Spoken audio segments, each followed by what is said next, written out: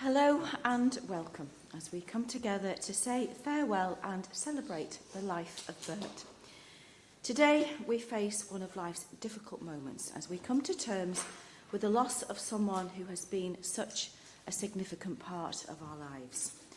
A man who will be remembered for being down to earth, caring and loyal, and who focused on the things that mattered in life. A much loved brother to David, a devoted husband to Anne, a loving dad to Alan, Peter and Jenny, and a doting granddad to William, Jake, Archie, Charlie and George, as well as a neighbour and friend to many. Bert was a man with a big presence.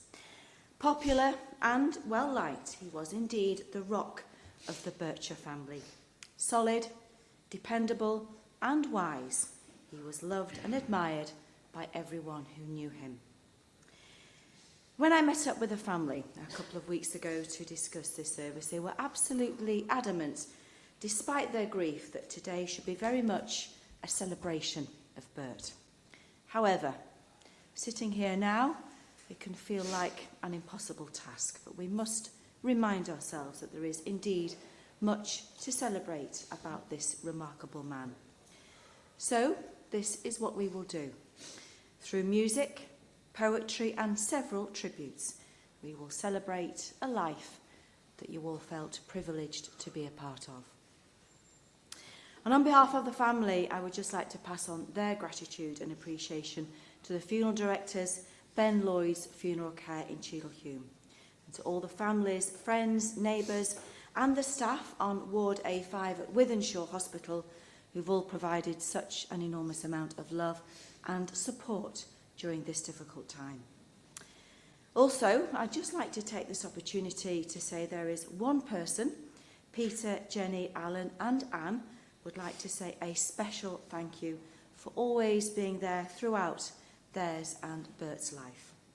She's been a shoulder to cry on.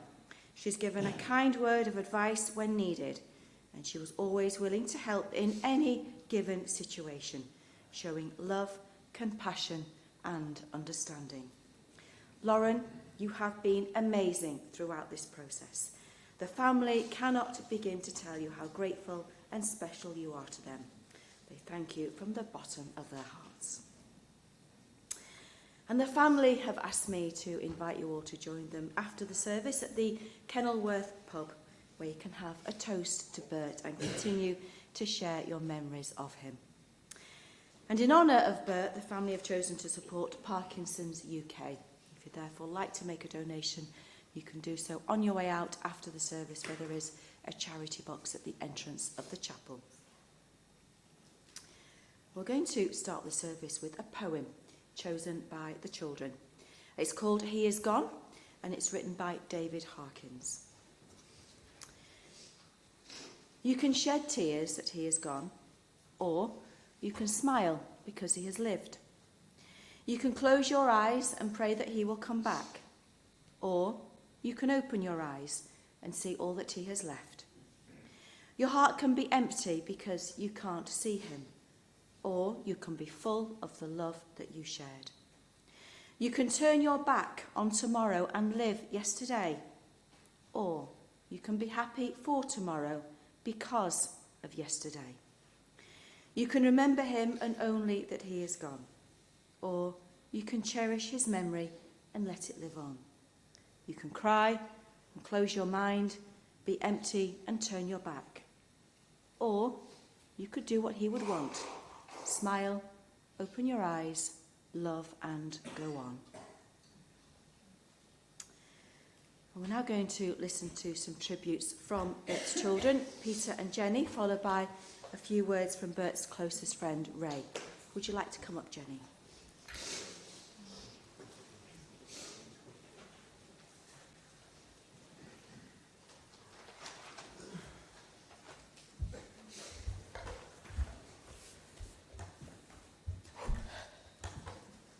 For those of you who know me, you'll know how terrible my memory is. Carly and now George always say to me, how do you not remember that? But let me tell you, I remember everything about my dad. I remember how he would play shark with us. On a Sunday after a roast dinner, me, Peter and Alan would jump from couch to couch while he pretended to be a shark trying to catch us. I remember spending hours blackberry picking in his hot fields or raspberry picking in the garden. I remember him cracking my head open on a family holiday whilst I slept on his knee. I remember dropping him off at work at 7 a.m. just so I could borrow his car all day, and then I'd go back to pick him up at 7 p.m. I remember car rides to Boreham Wood when he would go home for his school reunions. He'd let me take the day off school and we'd listen to the Buster soundtrack on repeat. Dad always tapping at the steering wheel. I remember the night before my wedding, watching Father of the Bride dancing in the front room together. I was always a daddy's girl, and we spent so much time together. I would take him clothes shopping for his 10th pair of jeans, only for him to say a week later, they just weren't right. And I'd take the mick and say, don't worry, the ones that you've got on are right on trend with those rips in. I would cook him a nice roast dinner, eating mess or banana bread, and he would come round to mine and sit in the same sunny spot in the corner of the garden, resting his eyes until the sun went in to wake for a good feed. It's the same spot that I love to sit in now.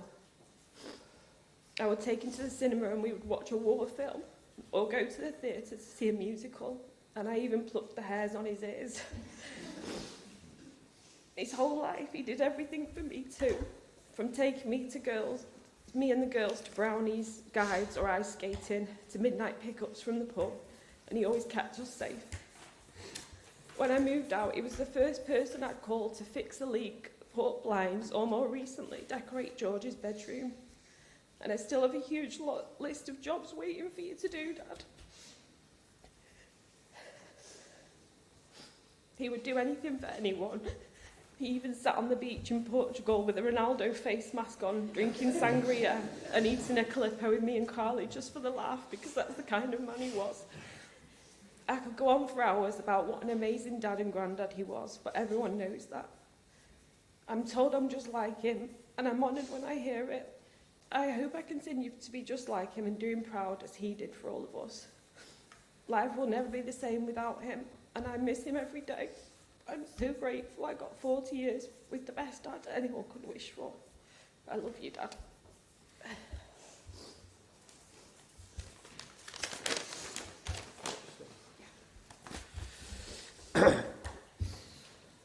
Alan Bircher, Bert, B, Grandad, but best of all, Dad.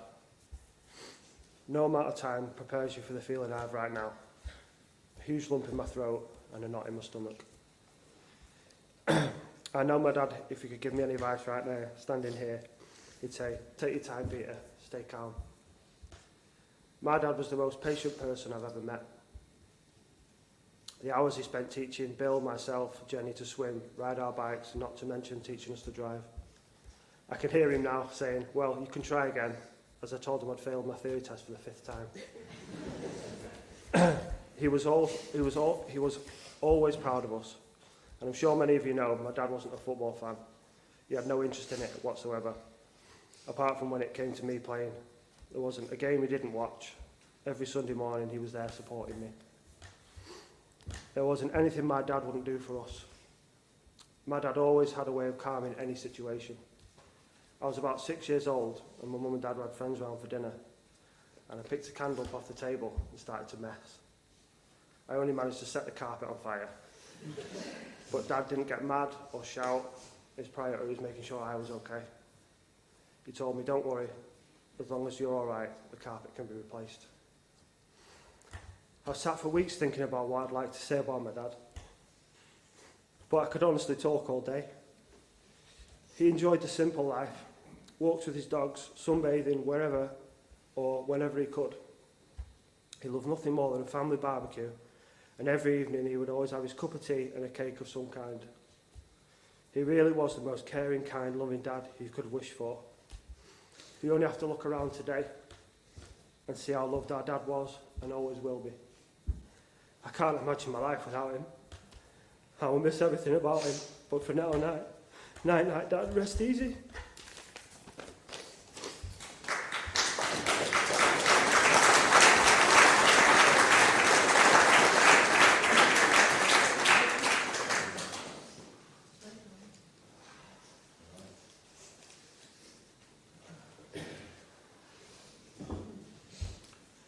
Okay, I'll give it a whirl. Oh, God. Excuse me for a second.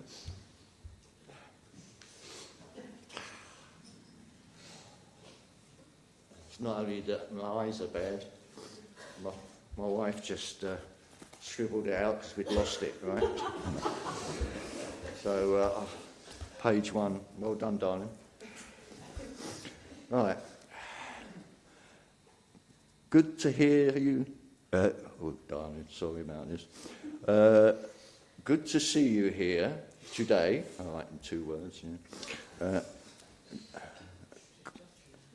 to say goodbye to Bert. I'm really sorry about this now. Let's have a look. Yeah, Bert and I go way back, right? A long way. I've known him since we were both at the Queen Elizabeth Grammar School in Barnet, at 12 years old in the second grade, the second year. And it was like we immediately bonded and became best friends. So I forget what year that was, but it was a long, long time ago. Let's have a look now. So for over 60 years, anyway, so you can work back yourself for that one. And he is in my heart and thoughts, and always will be. There's a story that I got here, I think. This describes how great he was. I was in a park where we lived at that time, and a couple of guys had threatened me the night before. And we were just on the swing there, and there was 20 or 30 boys, or almost adults, started coming, and they started throwing an old stone at us on the swing. And all of a sudden, I had 2 other friends there, so-called friends, and they... First one said, "Oh, I've got to get home for my tea." My mum's putting the tea on the table. So he went off, and there was another one there, did exactly the same thing. And Bert leaned over to me and said, "I'll stay with you, Ray." I mean, and he was the kindest, most passive, lovely man you'd never know. So I don't lose the spot here. Anyway, I only found out years later that my brother, of all people, was in amongst those 20 or 30 people, and he thought it was hilarious. Right? Anyway, I shouted at all these people, and I saw the guy from the night before. I said, "Do you need all these people to beat me up? Am I that hard?" And I said, "You're the one that started this. Come on, me and you'll have a fight." Right? And then we started wrestling, and I'm not a violent man. And I just got hold of him and swung him against the fence, making sure he didn't hit the post. And then I tripped over, and he came over. He was on top of me, and all of a sudden, boom! He headbutted me, and I went, "What was that?" So I threw him off, and I said, "You headbutted me." That's naive I was with that sort of stuff, right? Anyway, we were sort of wrestling around a bit, and I fell over a bike, and the guy came round and he booted me on the eye, and I had a little bit of blood. I said, "I'm bleeding, you won." And all of a sudden, all these people were my best mate. They all came round, yeah. Like, people are mad, right? But Bert was always one you could rely on. As I say, he was the kindest person, the most passive person I've ever had in my life. And I love him dearly. And that's as far as I'll be able to go, I think.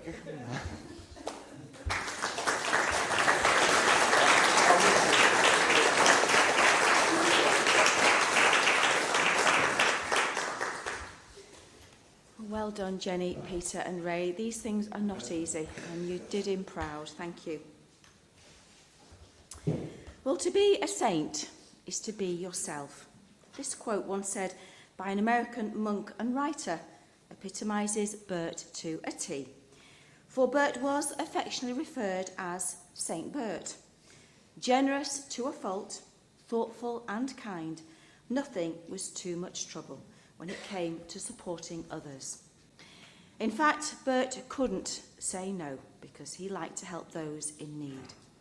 A man who was approachable, a good listener, and wise beyond his years, he was the glue that held the Bircher family together, the centre point who others would look up to for advice and direction, a rock and leading light for his loved ones.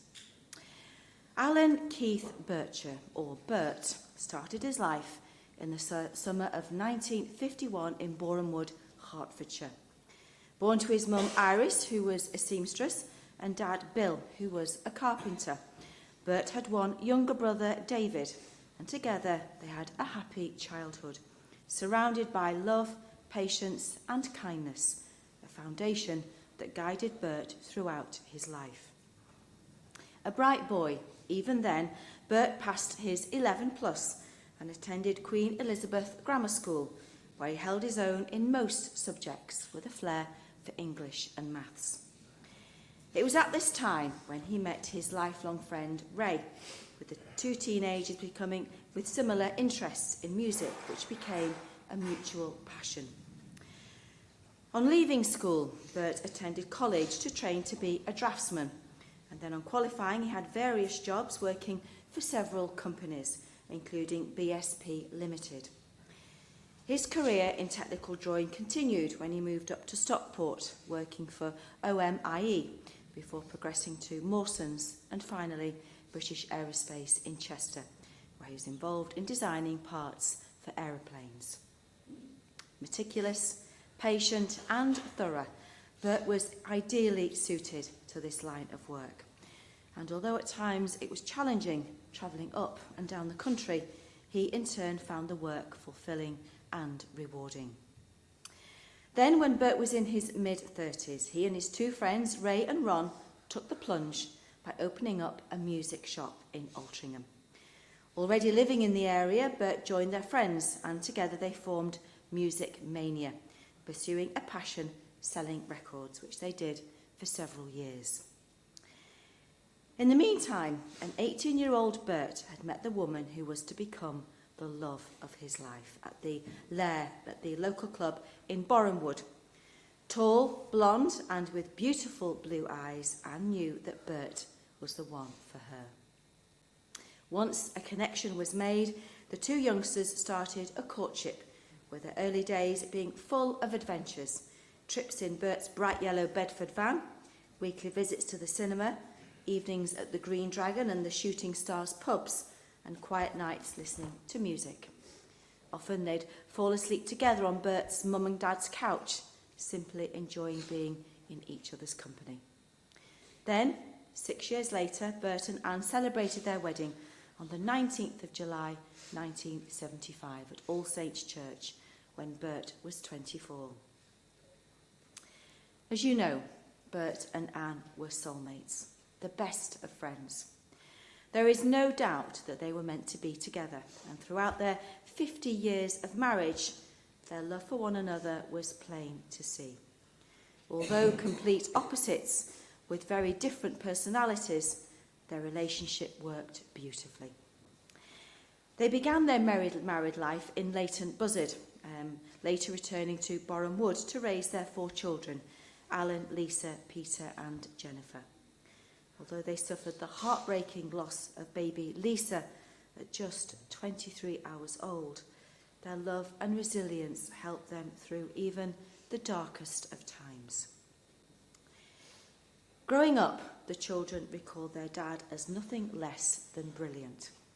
Loving, caring, kind and supportive, they valued family life together, spending endless weekends at the park, playing in the garden, going to football matches and sharing family dinners. As a dad, his children meant the world to him, and Bert was immensely proud of each and every one of them. Putting his family first, Bert made it a priority to read bedtime stories, help with homework, cheer them on at football matches, even teaching them to drive, and always finding a project to tackle at the weekend. He just never stopped. Once the children grew up, left home and made lives for themselves, Bert and Anne were thrilled to become grandparents to 5 gorgeous grandsons: William, Jake, Archie, Charlie and George. Needless to say, Bert loved being a granddad. Going on walks, taking them on adventures and special days out, he was endlessly patient. So much so that even when 1 or 2 of them ended up falling into the pond under his watch, he took it all in his stride with a smile and a gentle laugh. In fact, Bert truly loved life and filled it with incredible experiences. He ran the London Marathon, a moment of immense pride for the whole family. He did an indoor skydive, scuba dived in the Great Barrier Reef and the Red Sea, climbed the Sydney Harbour Bridge, floated over Valley of the Kings and the Sydney Outback in hot air balloons, flew a Tiger Moth warplane, took a helicopter ride over Las Vegas, and visited the Isle of Man to watch the TT races with his close friends Taff, Jeff and Roland. At home, Bert was a film buff with an impressive collection of films and box sets like John Wayne, Star Wars and of course Dad's Army. He had a fascination with World War II, acquiring a library of books and films on the subject. Plus, with his passion for music, he had a huge library of CDs, LPs and cassettes with an eclectic range of music from rock and pop, modern and classical. And, as you would expect, with his methodical brain and organisational skills, everything was neatly displayed, in order and catalogued in great detail. Anyone who knew Bert would know his love for food. He had a special fondness for Anne's cooking, with some of his favourites being roast dinners, cooked breakfasts, and his ultimate meal, pork chops, chips and beans. I think that's baked beans. And to satisfy that sweet tooth, he would indulge in lemon or raspberry desserts, always accompanied by a nice cup of tea. Many of you will know that Bert was also an animal lover, especially dogs. Owning 3 dogs over the years, all golden retrievers, Sophie, Shelley and Prince, they became very well loved members of the family. Bert, for one, loved to take them on walks on the top field, and whenever he had something to eat, he would invariably save 3 little pieces to give his furry little friends, spoiling them rotten. Bert and Anne shared almost 50 beautiful years of marriage, full of love, friendship, laughter and shared dreams. They travelled the world together, visiting Australia, America, the Maldives, Greece, Spain and many European cities, with Portugal being their final destination abroad. Bert was known for being a bit of a sun worshipper, often found to be basking in the warmth, topping up his tan, accompanied with a good book and a cold beer, whether he was on the beach or in the garden. But their favourite place was closer to home, the Peak District, where they spent many weekends in the countryside, enjoying each other's company. There were many proud moments in Bert's life, one of which was the honour of walking his daughter Jennifer down the aisle and watching his son Peter marry Lauren in 2011. And he beamed with pride when his grandson William graduated, a testament to the values and love that he passed on through the generations. Sadly, in 2013, Bert was diagnosed with Parkinson's disease. Then, 6 years later, he was diagnosed with Lewy body dementia, an illness that gradually and cruelly took away his independence and his ability to do the things he loved. Yet, even through those challenges, Bert's spirit remained strong, and the love and support he gave to others never wavered. Bert was a very special man. He was quiet, thoughtful, and kind. He was incredibly generous, some may even say to a fault. Hardworking, protective, and proud of the people he loved the most. Bert was utterly devoted to his beloved soulmate and best friend Anne and his family. He will be sadly missed.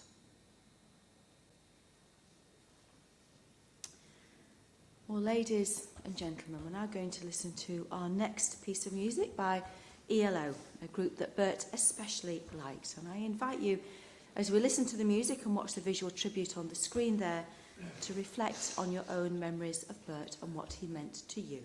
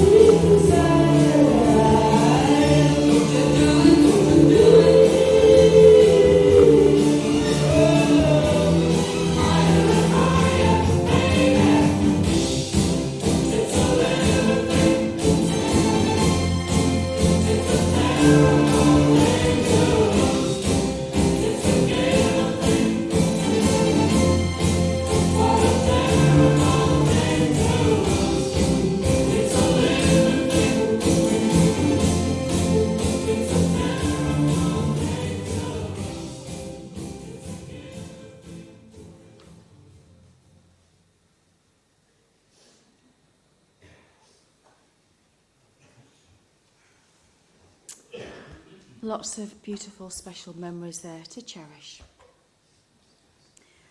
Well, in a moment we will be approaching the final part of the service where we stand to say farewell to Bert. But before we do this, please would you all join me in saying the Lord's Prayer.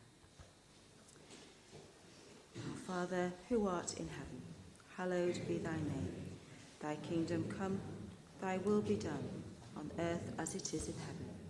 Give us this day our daily bread, and forgive us our trespasses, as we forgive those who trespass against us. And lead us not into temptation, but deliver us from evil. For thine is the kingdom, the power and the glory, forever and ever. Amen. Please stand if you're able.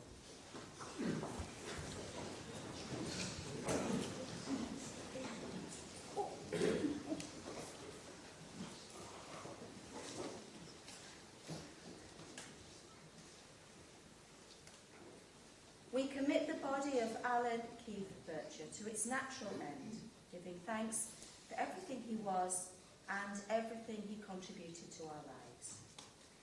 Bert, may you go gently on your final journey. May you go with our love. May you go with our thanks. May you go with our blessings. You will always be a light in our lives because love never ends. With love, we leave you in peace. With respect, we bid you farewell.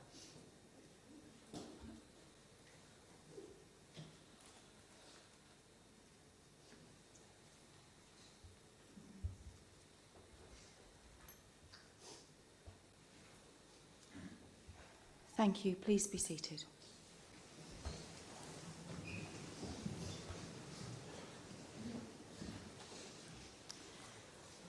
Bert was, is, and always will be a part of your lives. He is your past and your future.